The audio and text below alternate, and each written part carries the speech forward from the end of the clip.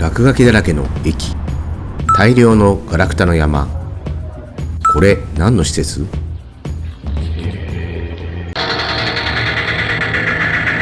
地球の国全部行く。大阪西成に行く前にまずは京都へ念願の伏見稲荷大社の千本稲荷をくぐりました。朝7時ですが、すでにかなりの人が、外国人の方が多かったですね。鳥居の外側を歩くとこんな感じ。ほとんど隙間なく鳥居が連なっています。稲荷山を登ると素晴らしい景色が。中所島駅から坂本龍馬のゆかりの伏見寺田屋を見学し、美味しいクラフトビールとおばんざい定食を堪能。清酒木桜や月桂冠の記念館を見学し、伏見十石船のクルージングで癒されました。夜は四条大宮の怪しい雑居ビル新宿会館の立ち飲みが最高でした。夜遅く電車で大阪西成愛林地区に到着。昭和の雰囲気満載のホテルパークインに泊まりました。三畳一間の畳の部屋は暗くて湿っぽく、ちょっと埃っぽかった。小腹が空いたので外に出ると懐かしいチェルメラの音楽が。まさに昭和の夜泣きそば。感動ものですね。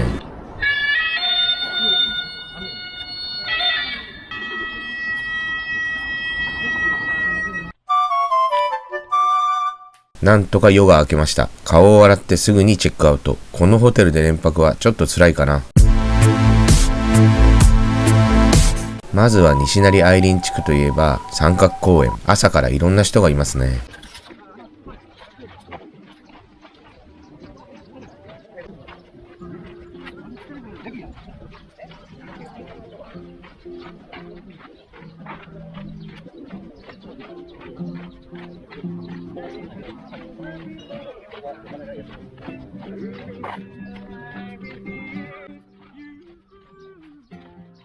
この日はタイガース仲間と朝から13時間飲み。この店はいろいろなホルモン部位のマックスが激うま。やっぱり西成はホルモンがうまい。すぐ隣には大人気のホルモン店山木があります。2024年になってからずっと店を閉じていて、店主が亡くなった説がありますが、ホルモン渡るさんに聞くと、なんと山木は営業停止だそうです。もともと営業許可がなく、行政により正式に営業停止とされ、今のところ営業できないとのことです。以前は大行列で数時間待ちの人気店でした。なんとか営業許可を取って再開してほしいですね。この日はホテル東洋に泊まりました。三畳一間と狭いですが清潔感があります。内装はアートな雰囲気で、客のほとんどが外国人。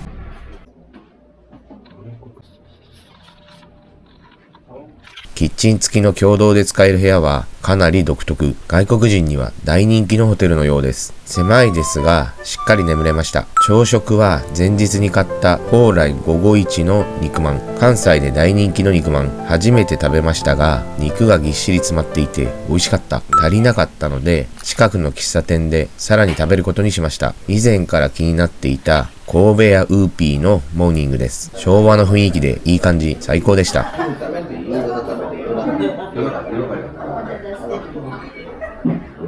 そのまま動物園前商店街を歩きます。朝9時前なので店はほとんど開いていませんが、演歌が流れていていい感じ。大阪万博の旗が寂しい感じですね。男の美学のメッセージ、独特ですね。なんとびっくり、近くで男の美学の T シャツが売られていました。さすがに買いませんでしたが、西成での認知度は抜群です。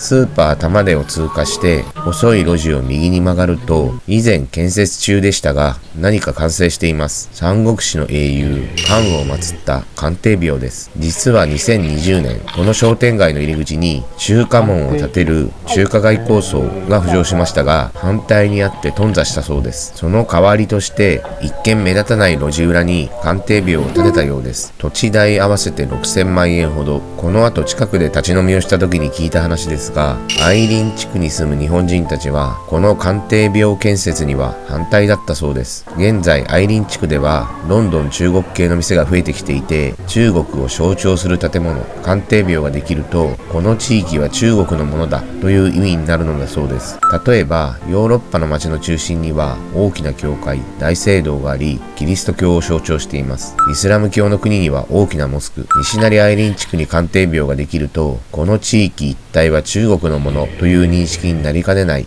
と危惧されているようです。最近上野や池袋も中国系の店が非常に増えていて、あと10年もすれば日本に中国化した街が増えそうですね。さて、さらに歩いていくと愛林百貨店では500円から服が買えます。近くには懐かしいビデオや雑貨を売っている店もあっていい感じですね。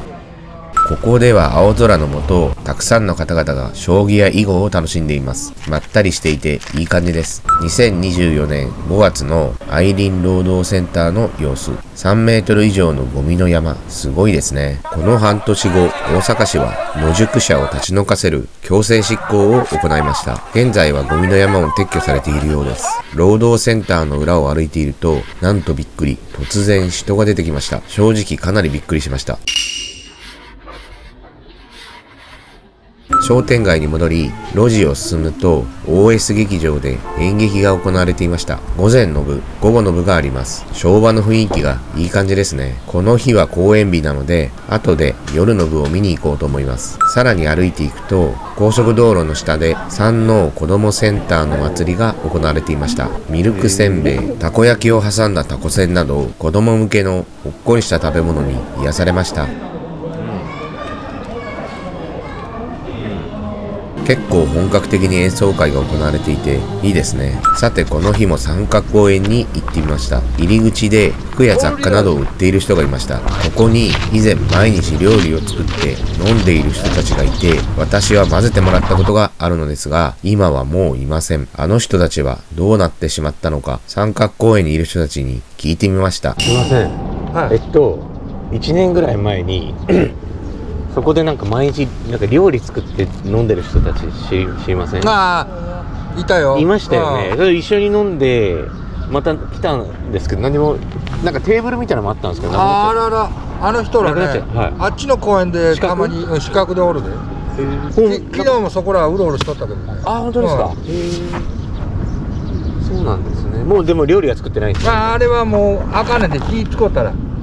もう唐揚げとか普通にやってる。ちょっとひどかった。あれ鍋とかしとった。そう。ガスコンロで。大阪市に怒られたらしい。ここは夏季厳禁やから。なんか何でもありかと思ってました。ありがとうございます。ちょっと行ってみます。ありがとうございます。四角公園にいるということで、近くの四角公園に行ってみたのですが、残念ながらいませんでした。また三角公園に戻ると、救急車が相変わらず昼間から飲んでいる人たちの脇に倒れている人がいました。この辺りではよくあることなのでしょう。小腹が空いたので、三角公園の目の前にある立ち飲み成屋に入って、ハイボールと手羽先をオーダー。手羽先は揚げるのに15分ぐらいかかるということで楽しみです。かなり大きな手羽先。これで380円とは破格です。揚げたて熱々の手羽先とハイボールの組み合わせは最高ですね。店を出て西成警察の方に歩くと、愛林地区名物の自転車おじさんを発見。このド派手な自転車を乗り回すおじさん、いつもこの辺りを走っています。さらに進むと消防隊員が多数います。周りの人に聞くと、どうやらぼやのようで大きな被害はなかったようです。西成愛林地区を歩いていると、立ち小便をしている人をちょくちょく見かけます。昭和の悪い習慣はなくさないといけませんね。さて、最近 YouTuber に人気の立ち飲みの店銀次に向かうと閉まっていました。ポンジュースをベースにしたチューハイ、ポンチュー発祥の活気あふれる激安立ち飲み屋です。残念ですが次回のお楽しみですね。また三角公園に戻ると雨が降ってきました。なんかまだ夜6時からか。さすがに雨が降ってきたんで、みんな避難してるっぽいですね。やっぱり雨の時はみんないないか。いや、そうかな。ちょっと人が少なめです。こんにちは。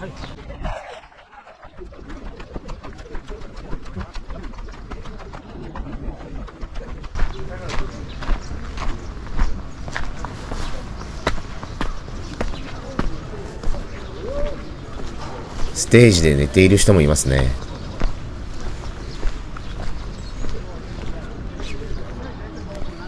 三角公園の南側にはアートな壁画が、カオスな西成愛林地区、魅力的な街ですね。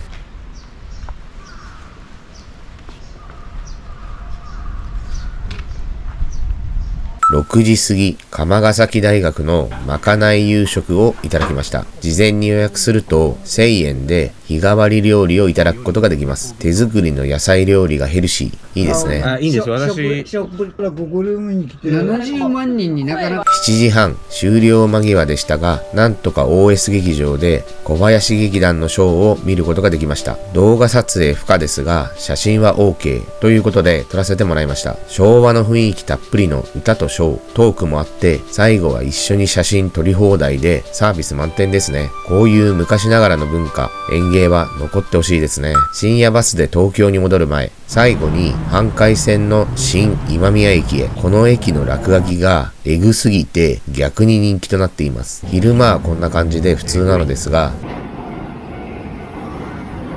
夜人気がないとちょっと怖い雰囲気です。西成愛林地区2泊3日のレポートいかがでしたでしょうか。西成にはもう何度も来ていますが、毎回新しい発見があります。そして昭和から続く文化、店などが多いので今後も残してほしいなと思いました。昭和遺産として西成愛林地区の一部、特に三角公園はこのまま残してほしいですね。以上、ご視聴ありがとうございました。